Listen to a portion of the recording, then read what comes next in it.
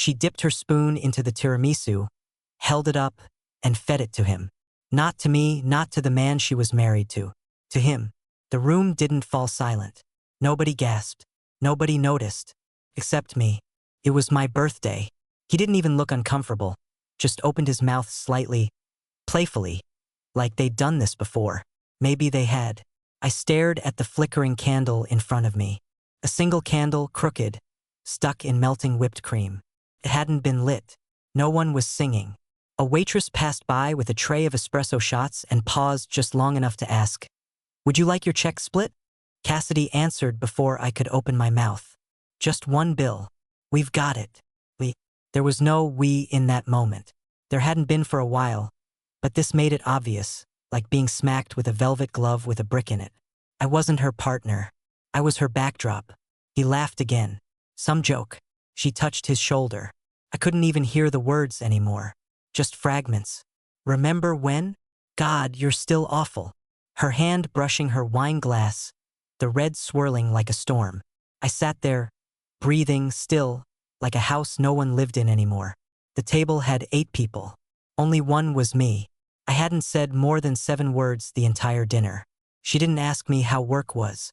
Didn't comment on my new shirt.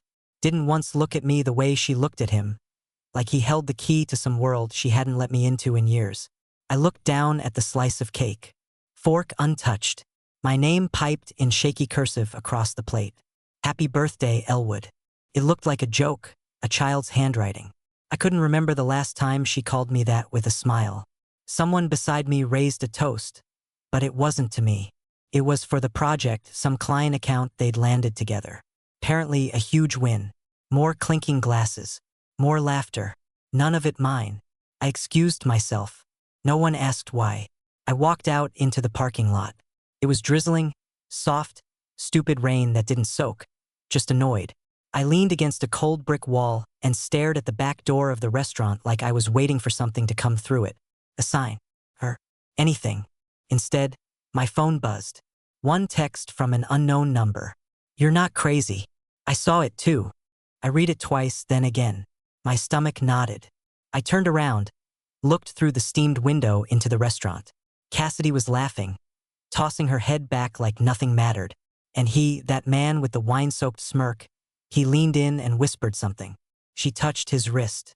She never touched mine anymore. I didn't go back inside. I didn't go home either because whoever sent the text, they knew something. And I was going to find out what. I stood there for a long time, just staring at my screen. That one message, 11 words, twisted something in my gut. "You're not crazy." I saw it too. I typed back, "Who is this?" 3 dots popped up, then vanished, then nothing. Rain ticked against the hood of my coat. I watched droplets race down the restaurant window like they were running away from what was inside. I wanted to run too, but instead I waited. After 6 minutes, I counted, a second text arrived. "I can't stay here. Meet me tomorrow. 11 a.m. behind the coffee roasters on Whitman Street. Come alone." What kind of message is that? What kind of person sends that? And more than anything, what the hell had they seen? I didn't sleep much that night. Cassidy came home late. I pretended to be asleep, even though my eyes were glued open, staring at the ceiling like it might write out the truth in cracks and shadows. She didn't speak. I heard her change clothes, brush her teeth. She slipped into bed without so much as a whisper. I laid there listening to her breathe. I used to love that sound. Now it sounded like a stranger living inside the woman I married. At 10:45 the next morning, I parked 3 blocks from Whitman Street and walked. I didn't want to be seen arriving. I didn't know if I was being paranoid or just cautious. I passed a bakery, 2 closed storefronts, and a dog groomer that smelled like wet soap and fur. The alley behind the coffee roasters was quieter than I expected. Empty trash bins, a stack of cardboard, steam hissed from a vent overhead.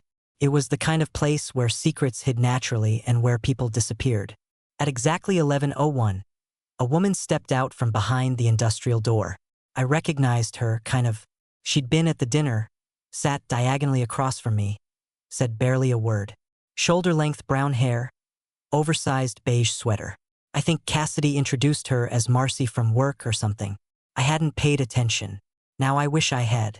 "Elwood?" she asked. I nodded. She looked around, then handed me something. It was a flash drive. I shouldn't have taken this, but I did. Because you deserve to know. Know what? I asked. My throat felt like it was full of sand. She didn't answer directly. Check the file, but don't watch it when she's around. And just like that, she walked away. No explanation, no drama. Just disappeared back into the city like she never existed. I went straight to a public library. I didn't want to watch it at home. Didn't want her to walk in halfway through and pretend it wasn't what it looked like. I opened the folder. There were 2 video files. No names, no dates, just timestamps. I clicked the first. The footage was grainy. A boardroom. Cassidy. Grayson. Late night. Just the 2 of them. They weren't working. They were touching. She was sitting on the edge of the table, his hand on her thigh. She was laughing, whispering, leaning into him in that exact way she used to lean into me when we were dating, when I was still her world. I didn't finish the video. I didn't need to. The second file started in a hotel hallway. Key card. Room 803. She let him in. He kissed her neck before the door even shut. I closed the laptop. My fingers were shaking. My face felt numb.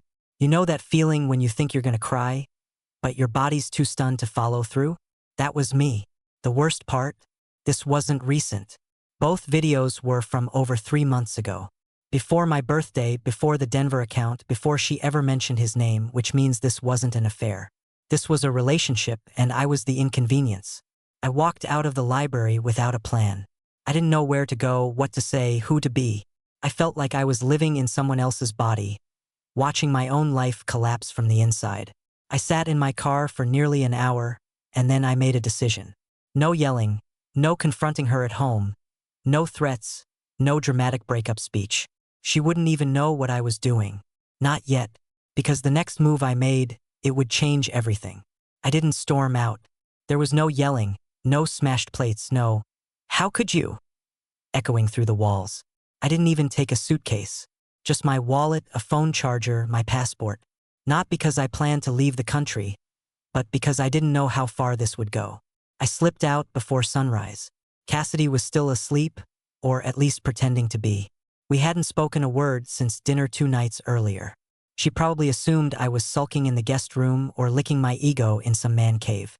She didn't know I had already seen the videos.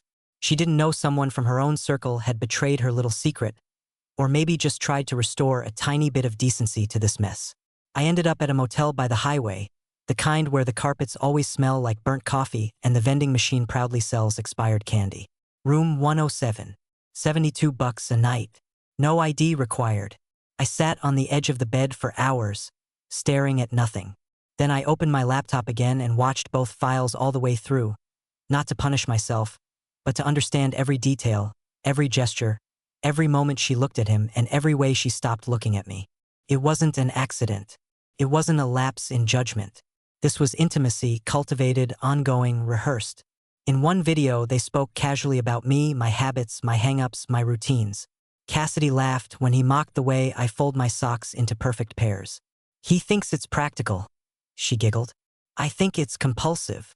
They talked about how I always check the locks twice at night, how I like my eggs, how I get nervous before video calls, how I still wear the wristwatch she gave me on our 2nd anniversary. She called it adorable.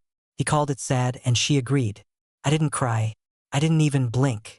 I just sat there, looking into a screen that felt colder than any truth I had ever held in my hands. And then I made the quietest decision of my life. I would disappear. Not forever, not dramatically, just enough to remove myself from the equation. I didn't want to fight for someone who had already rewritten the script without me. But I wasn't going to vanish completely. Before I left the motel that afternoon, I booked 3 appointments: a divorce attorney, a financial advisor, and a locksmith. I knew Cassidy. I knew she'd notice eventually, and when she did, she'd either play dumb or, worse, play victim. She'd cry, spin stories, blame stress, nostalgia, or even me. She'd weaponize her tears like she always did when backed into a corner. But I wasn't giving her that chance. I texted her late that night. "Don't look for me. You'll be hearing from my attorney. That's all." No punctuation, no flourish, no emotion. Just fact. She called twice. I didn't answer. Then came the text messages. What are you talking about? Is this about your birthday? I told you I didn't mean anything by it. Please don't be dramatic. Come home. Let's talk, Elwood. Please. There it was. That sudden flip, the desperation of someone who realized their game wasn't hidden anymore. The panic under all her polished silence. She didn't ask what I knew. She knew exactly what it was. I shut off my phone. 2 days later, I had the locks changed, the joint accounts frozen, and her name removed from every policy she'd forgotten I still controlled. She was locked out legally, literally, emotionally. But that's not where the story ends, because exactly 6 days after I vanished, Grayson sent me a message. And what he said, it cracked everything open again. I don't know what I expected when his name lit up on my phone. Maybe silence, maybe arrogance, maybe some smug, passive-aggressive line about how things happen or how Cassidy deserves to be happy. The usual garbage people say when they want to break something but avoid feeling like the villain. But what Grayson sent me, it was 5 words. She's not who you think. No punctuation, no explanation, just a statement. But it didn't feel like arrogance. Felt like fear. I didn't respond at first. I didn't want to open a conversation with the man who had been sleeping with my wife. I didn't want to give him the dignity of even existing in my contact history. But curiosity isn't polite. It doesn't wait for logic. So I replied, I know enough. Don't text me again. He replied immediately, you don't know the half of it. Trust me. I tried to walk away too. And just like that, everything I thought I understood, every linear, clean-cut conclusion I'd drawn, started to wobble. I stared at the screen for a full minute. Then another message came in. She said you'd never leave, that you were too spineless, that she'd phase you out eventually. I clenched my jaw. I should have blocked him right then. Should have deleted it all.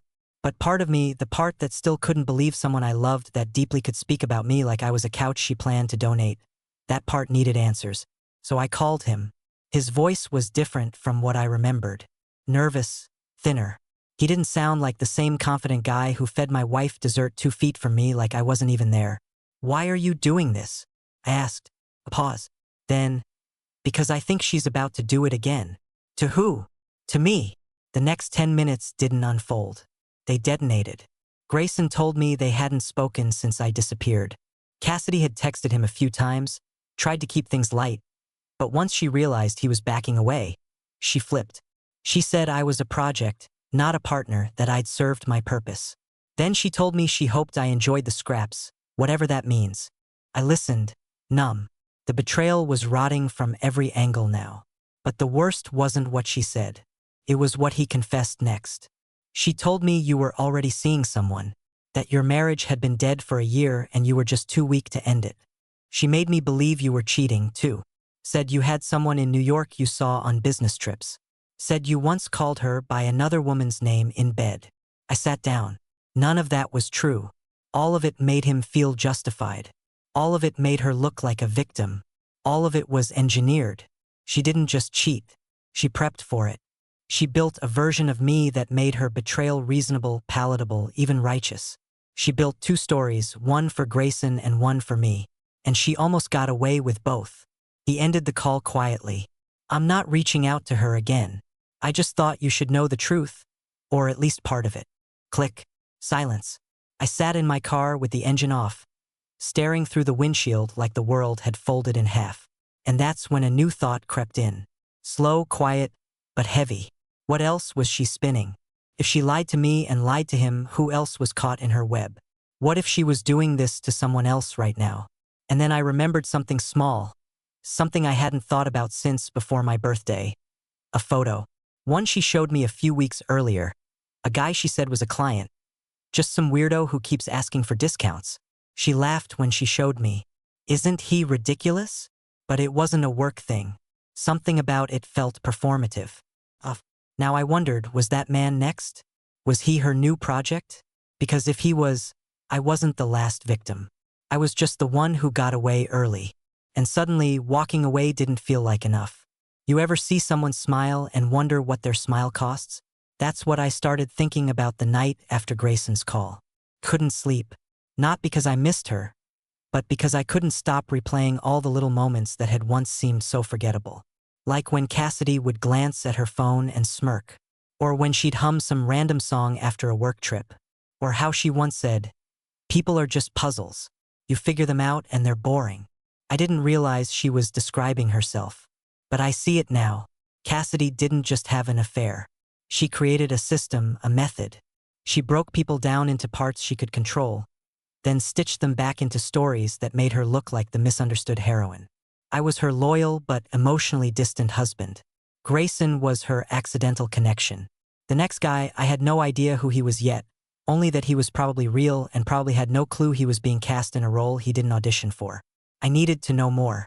I still had access to our shared cloud account. She never bothered to update the settings after I left. Maybe she thought I wouldn't care. Or maybe she assumed I was too soft to dig. She assumed wrong. At 3:12 a.m., I logged into the cloud. Most of the files were work-related. PDFs, invoices, travel itineraries, the kind of stuff that seemed deliberately dull. But one folder stood out. It was labeled Sardinia. We've never been to Sardinia. I opened it. Inside, screenshots of flight confirmations, hotel bookings, 2 spa appointments under someone else's name, and selfies. Not of Cassidy, but of a man I'd never seen before. Tall, mid-40s, wore a lot of navy polos. There was one of him on a boat, another at a rooftop bar, and one in bed with a towel over his face, sleeping or passed out. One photo had a caption. "He thinks I'm in Tampa for the HR summit. LOL. My heart didn't break. Calcified. I felt nothing. Not anger, not sorrow. Just the slow realization that the woman I shared a house with, a bed with, a life with, had built an entirely separate world. But here's the part that changed everything. In the background of one of the hotel photos, a reflection in the mirror showed her phone screen. Unlocked. It was subtle, blurry, but I zoomed in until it hurt my eyes. The screen showed a text thread. The name at the top wasn't Grayson.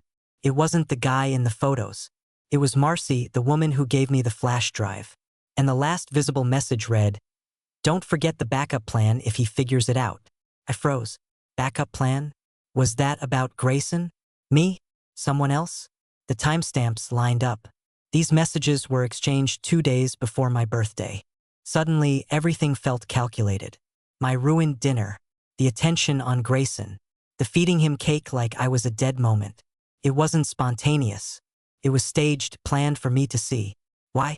Why would she want me to walk away? Why would she need Marcy to remind her about a backup plan? I reached for my phone and called Marcy. It went to voicemail. I tried again. Nothing. I didn't leave a message. I just sat on the floor of my hotel room, staring at the door like it might burst open with answers. I thought I had been cheated on. Turns out I'd been manipulated into leaving by design. And if that was true, then maybe this wasn't just infidelity. Maybe it was something much, much worse. The first time I suspected Cassidy had planned my departure wasn't when I saw the videos or even when Grayson warned me. It was when Marcy disappeared. After seeing her name in that message, "Don't forget the backup plan if he figures it out." I tried to reach her 5 more times. Nothing. No reply, no voicemail. Her number stopped ringing entirely. Just a fast, busy tone like the line had been pulled from the wall. I even checked her work profile on Cassidy's company site. Gone. Her LinkedIn, deleted like she'd never existed. It didn't feel like a coincidence. Not anymore. I kept playing the phrase in my head. Backup plan. What the hell did that mean? What was the primary plan? Why would Cassidy need one for someone she was supposedly in love with? Why would a backup plan involve me? And then I remembered something strange. A conversation I'd overheard months ago. Cassidy was on speakerphone with someone while I was doing dishes. I wasn't listening closely, but I remember one line because it struck me as odd at the time. She said, "Well, technically, if he leaves first, the narrative is cleaner." I thought she was talking about some office drama, some team member or a client account. But now, with everything spinning, I couldn't stop wondering, what if she meant me? What if this entire year had been engineered to make me walk away so she could say I abandoned her? That thought alone would have been enough to unravel me. But what happened next confirmed it. I got a call from an unknown number at 8:14 the next morning. I almost didn't answer, but something told me to pick up. "Is this Mr. Elwood Crane?" the voice asked. Male. Polite. Too polite. "Who's asking?" "This is Officer Langley with the Easton Ridge Police Department. I'm calling in regard to a matter your name has come up in." Would you be available for a few questions today? My stomach dropped. I wasn't guilty of anything, but when the police call you after a betrayal like the one I was living through, your mind doesn't go to parking tickets. What is this about? I asked. I'd rather speak in person if that's okay. I met him at the station. Small place. Gray walls. It smelled like printer toner and old coffee. Officer Langley had a file open on the desk when I walked in. He didn't waste time. We're doing a preliminary follow-up on a report filed by a woman named Cassidy Crane. Says she's your wife. She was, I said. My voice sounded steadier than I felt. She filed a complaint 3 days ago. Said you went missing. Claimed you left behind signs that indicated mental instability. She also mentioned paranoia. I almost laughed. Came out as a choked breath. She filed what? Langley looked at me with measured calm. It's not a formal charge. She said she was concerned for your safety, but the phrasing was interesting. She mentioned you had been acting erratically for weeks, and that she feared you might do something dangerous to yourself or others. That's when it hit me like a freight train. The backup plan. She needed me to look unstable. She didn't just want me gone. She wanted a trail of documentation proving I was the problem. That way, no matter what I discovered, no matter what surfaced later, she could always say, well, he wasn't well. Look at the record. It was insurance, a preemptive narrative. She was using me as her alibi. Maybe for Grayson. Maybe for her new guy. Maybe for whatever happened next. Langley watched me carefully, probably expecting some kind of emotional reaction. Anger, defensiveness, denial. But I didn't give him any of that. I sat there quietly and gave him exactly what Cassidy didn't expect. The truth. I handed over the flash drive. I showed him the emails I'd recovered. I explained the text messages. I didn't accuse her. I just presented a timeline. Langley's face didn't move much. But when I finished, he leaned back and said something I'll never forget. Sir, I'm not supposed to say this, but you need to be very careful. This isn't just someone trying to get out of a marriage. This looks coordinated. Coordinated? I asked. Like, legally? He hesitated. Let's just say I've seen this kind of setup before, but not often and never this clean. He told me they'd make a note of it and that for now I wasn't being investigated, but the message was clear. I was a loose end, and Cassidy didn't like loose ends. As I walked out of the station, I wasn't angry. I was calm, more than I'd felt in weeks, because for the first time, I realized she never loved me. Not recently, maybe not ever. I was a tool, a background actor, someone to keep the seat warm until her next story needed a new villain. But what she didn't expect was that I'd survived the script. And now I had one of my own. I spent the next 3 days walking around with a stillness that felt unnatural, like I was wearing someone else's life. I wasn't angry. That was the weird part. I thought I'd be full of rage after everything. The videos, the lies, the complaints she filed. But instead, I felt like I'd been dropped into a frozen lake and was just floating under the surface, watching the world through glass. I didn't go back to the motel. I stayed at a coworker's guest house, someone I barely knew, but who owed me a favor from years ago. He didn't ask questions, just gave me the key and said, take as long as you need. It was the first act of genuine kindness I'd experienced in weeks, and it nearly broke me. That night, I found myself staring at an old photo on my phone. Cassidy and me on a hiking trail in Sedona. Her hair pulled back, her lips pressed to my cheek, both of us smiling like the world was ours. That photo used to mean something. Now it looked like a prop in a crime scene, a staged moment carefully composed to sell the illusion of love. I almost deleted it. Instead, I sent it to myself from a burner email account and added a caption. What it looked like, what it wasn't. And just like that, I knew what I had to do. Not revenge, not exposure for the sake of scandal. I wasn't going to torture her life. That would make me just another angry man with a grudge. No, I wanted her to see herself. I wanted her to feel what it's like to live behind a mirror and not recognize the reflection. So, I started putting together a file, a digital narrative, dates, names, screenshots, timelines. I laid everything out, not like an accusation, but like a story. A calm, measured, beautifully packaged summary of truth. I didn't add anger to the words. I didn't need to. The facts did the bleeding for me. Then I emailed it. Not to Cassidy, to the executive board of her company, to her boss, to HR, and yes, to her new client, the one from Sardinia. I used a private email address. No signature, just a subject line. Before you trust her story, read this one. And then I waited. I didn't have to wait long. 2 hours later, Cassidy called. I didn't answer. Then came the texts. What the hell did you do? Are you insane? You have no idea what you've just caused. Elwood, you need to call me now. I didn't reply. Instead, I sat by the window of that guest house, sipping reheated coffee and listening to wind chimes tangle against each other outside. I felt something I hadn't in weeks. Weightless. By the next morning, the ripple effect had already started. I got a message from Grayson, short, clipped. She's unraveling. You lit the fuse. I hadn't intended to destroy her, but Cassidy had built her world like a house of mirrors. Polished, reflective, convincing. All I did was crack one pane. The rest fractured on their own. The HR department launched a formal ethics review. The Sardinia client pulled out. Her boss, according to an insider email I'd been forwarded anonymously, requested a leave of absence be taken immediately, pending further internal decisions. And Cassidy, she showed up at the guest house. I saw her through the blinds before she knocked. Blazer, sunglasses, hair tied back too tight. The look of someone used to controlling outcomes who just realized she couldn't spin this one. I didn't answer the door. She stood there for 3 minutes, then left. No note, no call. And that silence, that unwillingness to face me directly, told me more than any apology could. She wasn't sorry. She was cornered. And people like Cassidy don't change when cornered.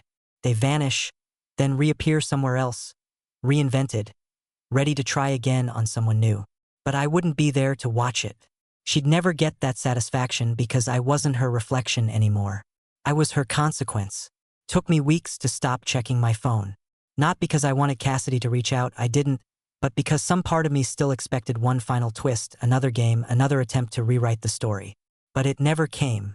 She vanished from my life the same way she'd managed everything else. With clean hands and no fingerprints. Last I heard, she'd moved across the state. New firm, new story, probably already working on the next version of herself. But by then, I didn't care because something changed. I stopped waking up with that tight coil of dread in my chest. I stopped rehearsing conversations in my head that I'd never have. I stopped trying to figure out why she did what she did and started asking myself why I stayed quiet for so long. I moved into a small house in Ridgefield. Nothing fancy, just clean walls and quiet mornings. The kind of place where you can hear your own thoughts and not be afraid of them. I bought a bike, joined a book club I don't even like, started walking trails I never bothered with before because Cassidy wasn't the hiking type.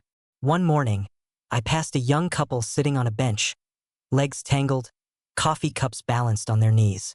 She was laughing, really laughing, and he was just watching her with this look like she was sunlight bottled in a jar. And I didn't feel bitter. I felt ready. I'd been invisible at my own birthday, ghosted in plain sight.